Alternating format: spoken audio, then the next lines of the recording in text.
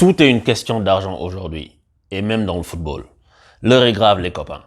En fait, on est en train d'assister là, peut-être, très éventuellement, à la mort de la Champions League, telle que nous la connaissons, la Champions League qui nous a apporté tellement de joie, de bonheur pendant toutes ces années, avec laquelle on a grandi sous différentes formules, parce qu'on a connu la Coupe d'Europe des clubs champions, on a connu des formules en Ligue des Champions à l'époque où, par exemple, il y avait que les clubs qui étaient champions de leur pays qui jouaient la Coupe d'Europe des clubs champions, d'où le nom. Et voilà, c'est d'ailleurs ces choses-là qui ont marqué des victoires comme celle marseillaise, des victoires avant avec l'Étoile Rouge, etc. Et en fait, en ce moment-là, aujourd'hui, il n'y a pas longtemps, là, il y a des clubs qui ont décidé, des clubs européens, 12 clubs qui se sont réunis, qui ont décidé qu'ils allaient former une Super League, qui ont fait une annonce officielle. La veille de l'annonce par l'UEFA elle-même de la création d'une nouvelle formule de Ligue des Champions. Comment on en est arrivé là? En fait, c'est tout simple. C'est, comme je disais au début, c'est une histoire d'argent. Ça fait plus de 20 ans que les clubs européens, les grands clubs, ceux qu'on dit qu'ils défendent la valeur du foot, parce qu'il y a à boire et à manger dans toutes les deux positions. Les clubs, ça fait 20 ans qu'ils disent on veut plus d'argent. Tout le monde veut toujours plus d'argent. Plus d'argent pour payer les joueurs, plus d'argent pour avoir du merchandising, plus d'argent pour faire des revenus, plus d'argent pour développer de nouveaux marchés. Et donc, il y a plein de choses qui se sont faites dans ce sens-là. Et les gens sont contents quand ils reçoivent, par exemple, des droits TV pour l'Angleterre à 1 milliard et quelques, etc. Et beaucoup de gens regardent ça de l'extérieur. Ben, les supporters, en tout cas, ils disent « Ah ouais, le foot business est en train de tuer le foot. » Mais eux, quand ils le disent, ils ne voient ça que sous un certain angle. Ils ne regardent que, par exemple, le transfert d'un tel joueur ou un tel joueur qui gagne tant, ou bien un nouveau riche qui veut investir dans un club, comme par exemple le PSG, comme par exemple Chelsea quand Roman Abramovich est arrivé, comme par exemple Manchester City, Malaga à l'époque. Et en fait, ces gens-là ne se rendent pas compte que c'est beaucoup plus deep que ça.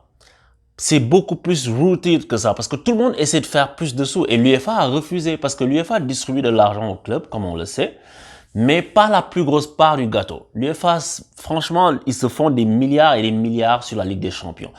Juste sur la Ligue des Champions, parce que c'est la plus grande compétition européenne, c'est la compétition la plus suivie par tout le monde, tous les fans de foot, après la Coupe du Monde. Parce que la Coupe du Monde, ça réunit des gens qui ne sont pas des fans absolus de football, tu vois. Mais rien que par exemple en 2019-2020, l'UEFA a redistribué 2,2 milliards au club en Ligue des Champions. Mais si tu es le premier, tu peux gagner jusqu'à 82 millions à peu près. Évidemment, c'est pas 2 milliards chacun à la même chose, tu vois, en fonction de ton parcours. Parce qu'à chaque niveau de la compétition, pour les matchs de poule, tu as une certaine somme qui t'est versée. Si tu es qualifié en huitième de finale, tu as une certaine somme qui t'est versée. Ensuite, tu accumules ça jusqu'à aller en finale. L'année où Liverpool va en finale et gagne, Liverpool, ils reçoivent 19 millions. Tottenham avait reçu 15 millions. Tu vois, mais ça, c'est pour le jour de la finale, au résultat final, tu vois, mais ils ont amassé de l'argent au fur et à mesure. Mais les clubs, ils disent que c'est pas assez. Parce que ça génère énormément plus d'argent. Si tu te rends compte que juste la Premier League génère 1 milliard, tu te dis, mais qu'est-ce que cela est la Ligue des Champions? Parce que, et ce sont les clubs qui sont en train de driver ça, ce sont des clubs, c'est pas FC, je sais pas moi, FC Porto ou bien, non, même Porto c'est gentil, FC Dynamo Bucarest, c'est pas eux qui drivent ça, tu vois. Ce sont des clubs comme Chelsea, ce sont des clubs comme Manchester United, ce sont des clubs comme le PSG, comme City, comme le Bayern, comme le Real, comme Liverpool. Ce sont des clubs comme ça qui amènent l'argent et pourtant ils se sentent un peu lésés. Donc ça fait longtemps qu'ils tapent à la porte de l'UEFA. Et l'UEFA fait rien. L'UEFA dit ok, ben on va vous arranger, parce qu'ils se disent mais ils n'ont pas d'autre choix parce que c'est nous, c'est la Ligue des Champions, c'est quelque chose d'acté, c'est solide. Sauf que coup de théâtre, parce que l'UEFA sentant la grogne des clubs, ils ont voulu satisfaire tout le monde. Ils ont voulu dire ok, on va trouver une formule pour les calmer, mais le problème avec le truc que l'UEFA a fait, c'est que je trouve que l'UEFA s'est tiré une balle dans le pied parce qu'ils ont sorti une formule qu'ils doivent officialiser demain. Et je sais pas s'ils vont finalement l'officialiser avec ce qui est sorti aujourd'hui. Une formule qui est bidon. Ils veulent changer la Ligue des Champions qui consiste pour l'instant en 8 groupes de 4, tu sais, groupe AH, pour faire une seule ligue, un championnat. Un championnat de 36 équipes qui plus est. Ce n'est plus 32 équipes. Ils vont augmenter le championnat à 36 équipes. Et en fait, une formule tellement alambiquée, tellement incompréhensible. Déjà, ils disent qu'ils vont créer des chapeaux, 4 chapeaux. Si tu crées 4 chapeaux, pourquoi tu fais pas des poules directement? De toute façon, les chapeaux existent déjà. Mais tu fais 4 chapeaux, tu fais un championnat et tu dis que chaque équipe joue 10 matchs. Pourquoi chaque équipe ne va pas jouer 35 matchs pendant que tu y es si tu fais un championnat? Chaque équipe joue 10 matchs. Donc, chaque équipe, tu vas leur dire en fonction de ton classement sur la saison, avant que tu commences avec des champions, tu vas jouer contre tel adversaire, tu vas jouer contre tel adversaire. Et tout ça, en fait, pour renflouer les droits TV, par exemple, pour certains clubs qui n'ont pas la chance de croiser d'autres clubs ou d'autres clubs qui se croisent rarement, ben, tu vas faire qu'il va y avoir plus de droits TV, plus de clubs, plus de sous pour l'UEFA. Et puis, ça fait un peu plus de sous à distribuer pour les clubs aussi, tu vois. Donc, l'UEFA, c'est dans cette réflexion-là qu'ils sont. Mais leur réflexion n'est pas sportive. Et je viendrai tout à l'heure sur le cas de la Super League aussi, ce que les clubs veulent faire. Mais l'UEFA, ils ne sont pas guidés par la passion. Ils ne sont pas guidés par le sportif. Ils sont guidés par le business. L'argent qui est le nerf de la guerre. Donc, leur décision, si tu regardes ça d'un point de vue d'un amateur, déjà, elle est incompréhensible, cette formule, parce que moi, j'ai lu plusieurs sites, j'arrive pas toujours à saisir complètement comment ils vont faire. J'imagine que quand ils vont officialiser demain, comme prévu, ils vont nous expliquer exactement comment ça se passe pour les 10 matchs. Comment tu fais pour faire 10 matchs dans un championnat à 36? Comment tu fais pour choisir les équipes en fonction de ça? Il faut qu'ils le détaillent. Mais déjà en partant, ils disent que, OK, tu fais 10 matchs, vous êtes 36. Les 8 premiers sont qualifiés d'office pour les 8e. OK? Et les 8 derniers ont fait une formule de playoff. Mais ça, c'est pas un truc américain, ça?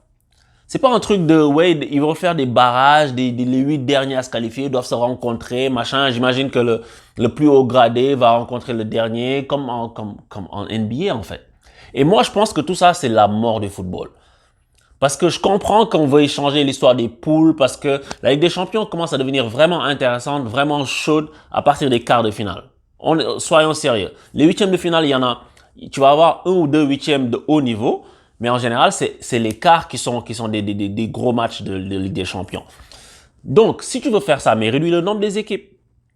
Mais l'UEFA refuse de réduire le nombre des équipes parce que ça voudrait dire peut-être réduire aussi les revenus et puis réduire aussi leur capital politique. Parce que chez UEFA, tu te fais élire quand tu veux être président de l'UEFA et puis le vote de la France ou bien le vote de l'Angleterre avec les grands clubs qu'il y a, le vote de l'Espagne avec le Real machin, compte tout autant que le vote d'un Ukrainien.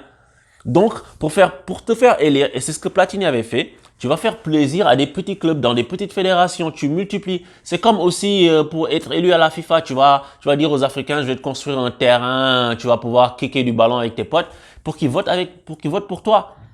Parce que un pays égale une voix. Donc, c'est pour ça que ces clubs, l'UEFA va pas aller vers la réduction du nombre de clubs.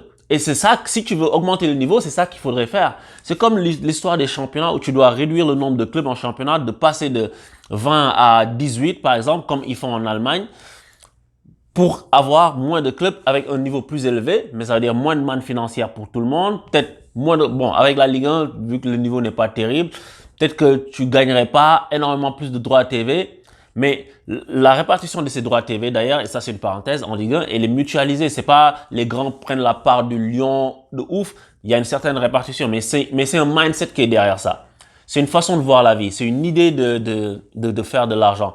Mais l'UEFA, ils s'en tamponnent de ça. Et si tu vois toutes les règles que les gens proposent, que ce soit à l'UEFA ou bien à la FIFA, des gens qui sont censés aimer le football, mais qui te disent que il faut supprimer le hors-jeu. Van Basten, il a été ballon d'or 3 fois. Tu t'imagines? 92 ballons d'or, c'est Van Basten. Et lui, le mec qui connaît le football, qui est un grand joueur, qui a été un grand joueur, un très très grand joueur, il vient te dire qu'il faut supprimer le hors-jeu. Parce que quoi, toi, tu étais attaquant, tu aurais aimé vagabonder dans la surface tout seul, Van Basten pour marquer des buts. Soyons sérieux. Arsène Wenger, qui a été un grand coach, qui vient te dire que non, il faut annuler les touches à la main, il faut les jouer au pied. Donc ces gens-là, tu te dis, mais est-ce que ces gens-là connaissent le football au final? Mais moi, ou bien c'est parce qu'ils ont trop de temps, ils réfléchissent trop et puis ils commencent à sortir des bêtises. Ou bien quand tu dis que quand tu frappes un corner, si la balle elle sort et elle rentre, elle est en jeu. Mais tu te dis, mais si ces gens-là qui sont censés avoir connu le football, qui sont censés aimer le football, qui sont censés être des garants du football, de la passion que nous, les aficionados, on a pour le football, ben si c'est eux les garde-fous, où est-ce qu'on va? Parce qu'ils racontent n'importe quoi. Tu vas éliminer le hors-jeu. Donc du coup, en fait, quand tu vois ça, tu sais que les gens qui sont up top, c'est pas l'amour du foot qui les drive. C'est pas la passion du foot qui les drive. À la FIFA, même combat. À la FIFA, ce qu'ils font, ils disent que la Coupe du Monde, ils veulent la faire passer à 48. Tu te rends compte? Déjà que la Coupe du Monde, bon, c'est festif, on est d'accord, 32 équipes, tu dois mériter d'y aller. Demain, le Liechtenstein va aller en Coupe du Monde. Tu vas regarder ça? Mais soyons sérieux, les gars. 48 équipes en Coupe du Monde. C'est n'importe quoi. Tu sais, si tu veux diluer la valeur de quelque chose, il faut la démocratiser. Tu vois? C'est ça, tu vois? Donc, du coup, en fait, quand l'UEFA fait des choses comme ça, quand la FIFA fait des choses comme ça, t'as de l'autre côté les clubs européens qui, eux, sont en train d'amener la manne financière. Qu'est-ce qu'ils se disent? Les grands clubs de ce monde. Et en fait, ce qui est drôle, c'est que, et il y a un truc, il y a une ironie là-dedans. Parce que les grands clubs, ils viennent, ils disent, OK, you know what? Nous, c'est nous qui ramenons l'argent à l'UEFA. C'est nous qui faisons que les sponsors payent. Parce que c'est nous qui avons les Mbappé, les Neymar, les Messi, les Ronaldo. Tous les grands joueurs là, ils sont pas au Dynamo de Kiev. Tu vois? Genre, Shevchenko, c'était il y a très longtemps. Et puis, tu restes pas là-bas longtemps. Shevchenko, Rebrov, même si Rebrov n'a pas été un très grand joueur. Très bon complément Shevchenko. Parenthèse. Mais, les clubs se disent, mais c'est nous qui amenons l'argent. Ben, donc, nous, dans ce cas, nous, on va, vu que vous voulez pas nous donner plus, on va aller se regrouper et on va former notre Super League. Et on va faire plus d'argent. Et c'est normal qu'ils pensent ça. Et moi, à la base, je déteste l'idée de cette Super League-là. Parce qu'encore une fois, c'est quelque chose de fermé avec 20 clubs, 15 clubs présents et puis tu as 5 clubs qui seront invités. Invités, c'est pas au mérite. Ça tue l'essence du football aussi. Mais en fait, tu vois, on est entre le marteau et l'enclume, on doit choisir, j'ai l'impression, entre la peste et le choléra. Parce que je n'aime ni l'une ni l'autre formule. Mais honnêtement, j'ai pas envie d'aller en championnat à 36. Tu vois ce que je veux dire? J'ai pas envie de ça. Et en fait, moi qui suis anti-Super League depuis des années que ça traîne, je me dis non, il faut vraiment pas qu'on aille vers la Super League. C'est vraiment pas l'ADN du football. Mais j'ai tendance à être plus de leur côté aujourd'hui.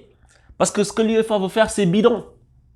Donc si tu as 20 clubs, avec l'autre s'ils ont 36 clubs, c'est sûr que tu vas avoir plus d'attrait avec les 20 clubs qui sont les 20 plus grands clubs que tout le monde regarde de toute façon. Personne ne regarde la Ligue des Champions pour regarder, je sais pas, le Lokomotiv Moscou. I'm sorry. Donc l'UEFA a très mal calculé son coût. Et en fait, l'ironie de ça, c'est que, tu sais, moi en tant que supporter du PSG, en tant que quelqu'un qui regarde le foot depuis très longtemps, depuis très très longtemps, tu vois, et qui sait de quoi il parle, qui est un fan de football, quand les gens me disent, oui, le PSG, ils arrivent, c'est le foot business, ça tue le foot, machin, les grands clubs sont là, c'est eux les garants des valeurs, tu sais, les fameuses valeurs qu'on sort à toutes les sauces, FC institution et machin chouette.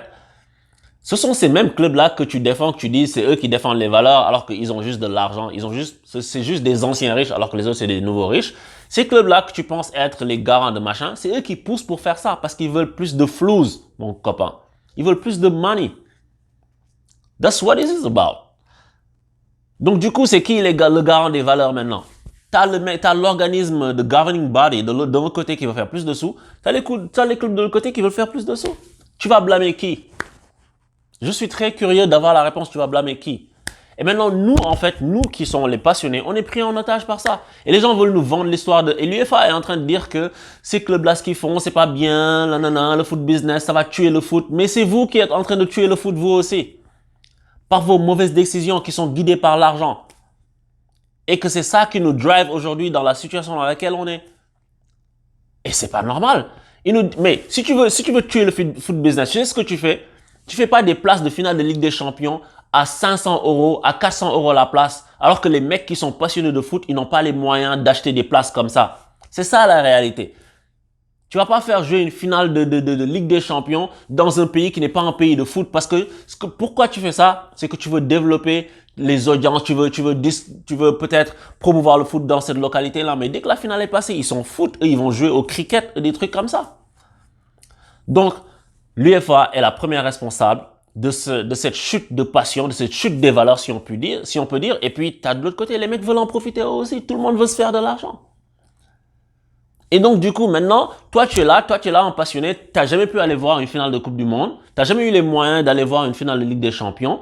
T'as jamais eu les moyens d'aller voir une finale d'Europa League si ça t'intéressait. Tu vois, t'as jamais pu aller voir une finale de je sais pas quoi. Les compétitions, tu es supporter d'Arsenal, une place, ça te coûte les yeux de la tête. Et puis les mecs veulent maintenant s'accuser. Tu sais, le fameux meme sur Internet, là, deux mecs déguisés en Spider-Man, et puis ils se pointent chacun du doigt pour dire c'est lui Spider-Man. ils font tous la même chose. Parce que autant l'UEFA, ils vont te diluer le niveau, ils vont te mettre un championnat bizarre qui est vraiment bidon, que vraiment j'ai pas compris. Autant que les clubs veulent faire la Super League en mode NBA, il n'y aurait pas de montée, il n'y aurait pas de descente. Enfin, quoi qu'il y a déjà pas de montée, pas de descente en Ligue des Champions, mais je veux dire, tu fais une Super League, I'm sorry man, I don't agree with that.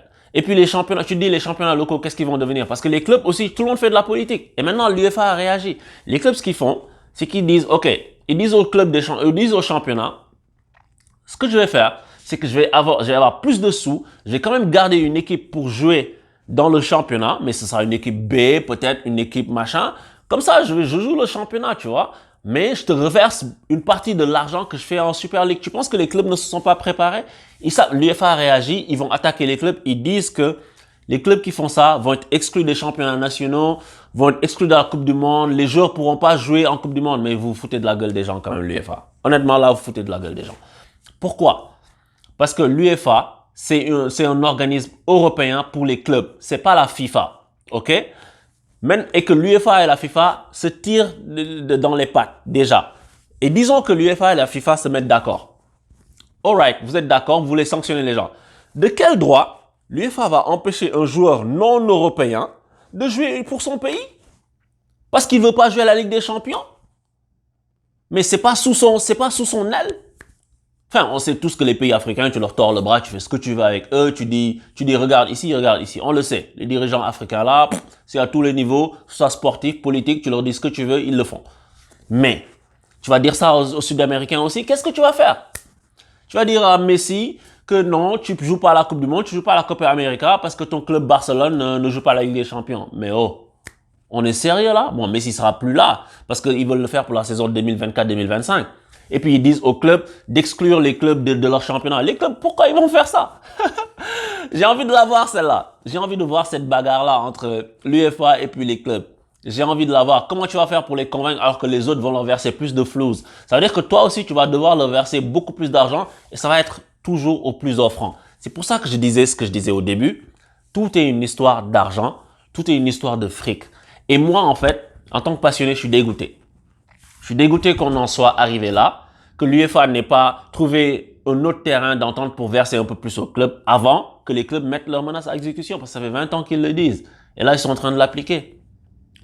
Donc, c'est ça, moi, et je vois, et il y a plein de conséquences qui peuvent en découler. T'imagines si les clubs ne jouent plus la Ligue des Champions, ils jouent la Super League, mais ça n'aura pas le même prestige. T'imagines l'hymne de la Ligue des Champions, l'hymne, tu sais, qui te fait courir, qui te fait dresser les poils sur les bras. L'hymne de la Ligue des Champions, que mes potes disaient, imagine tu entres au paradis, tu entends l'hymne de la Ligue des Champions. Mais t'imagines, c'est tellement mythique.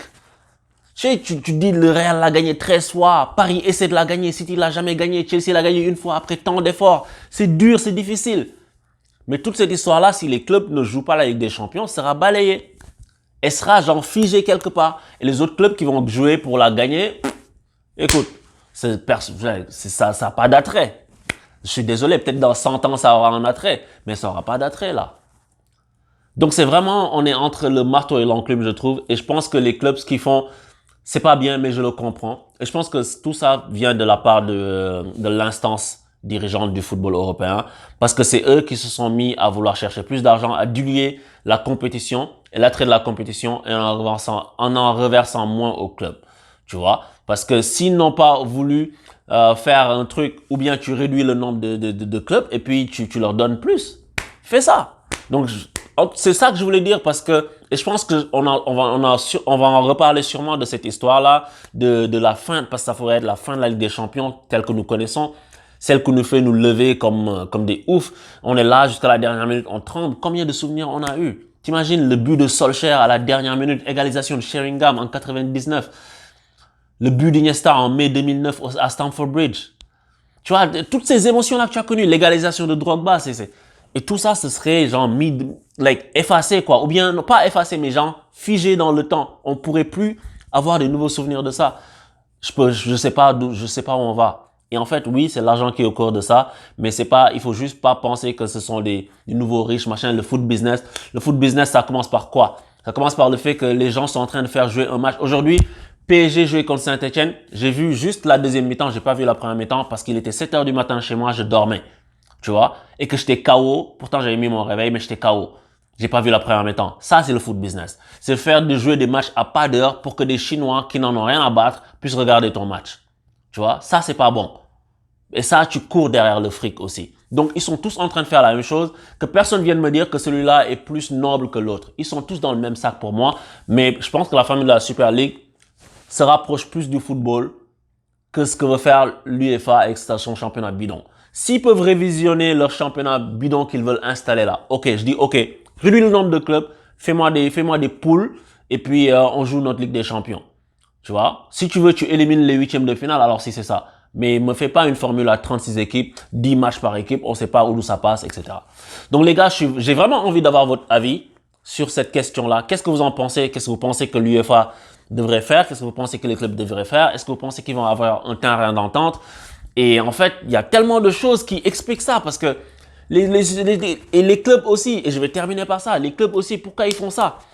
Parce que de plus en plus, les clubs sont la propriété de gens qui sont des gens qui ne connaissent rien au football, qui sont des gens qui sont issus en tout cas d'autres cultures, des Américains. Des Américains sont à Liverpool, des Américains sont à Manchester United, des Américains sont un peu partout, à Marseille. Mais c'est pas Marseille qui est à l'origine de ça, tu vois. Marseille, c'est pas l'exemple que je devrais utiliser pour ça, mais je veux dire, des mecs qui connaissent pas grand chose au foot, qui aujourd'hui sont à la tête des clubs, des Milan AC, c'est plus des Berlusconi, non. Et ce sont ces gens-là qui viennent te dire, ah, mais tiens, on devrait faire ça, on devrait se réunir entre nous pour faire ci. Parce que eux, ils n'ont pas cette culture de la passion pour le football, en fait. C'est ça. Parce qu'ils sont passionnés par autre chose. Ils comprennent pas la passion du football. Ils sont dans des trucs, ils viennent de pays où, par exemple, en NBA, un truc qui me choque, c'est que quand tu gagnes le championnat, à la fin du championnat, quand on remet le trophée de la NBA, c'est pas aux joueurs qu'on le remet, c'est au président, genre au manager. Le mec, il a lancé aucun shoot de toute l'année. C'est lui qui vient soulever le trophée. Mec, on n'est pas là pour toi. En fait, c'est un truc, moi, it mind blowing. Tu vois, it blows my mind. Et puis, mais c'est leur culture. Donc, il faut respecter, c'est leur culture. Mais c'est ces gens-là qui sont en train de diriger aujourd'hui. Et quand tu vois que à la FIFA, c'est pareil. Quand les Américains ont dit, ah tiens, vous nous donnez pas une Coupe du Monde, vous donnez ça à la Russie, ok, vous donnez ça au Qatar, vous allez voir ce qu'on va vous faire. Ils sont allés faire sauter tous les mecs de la FIFA parce que c'est les États-Unis, ils ont une puissance, ils peuvent faire ce qu'ils veulent dans le monde, personne ne peut rien dire. C'est ça leur force. Tu vois ce que je veux dire? Et ils l'utilisent pour leurs intérêts.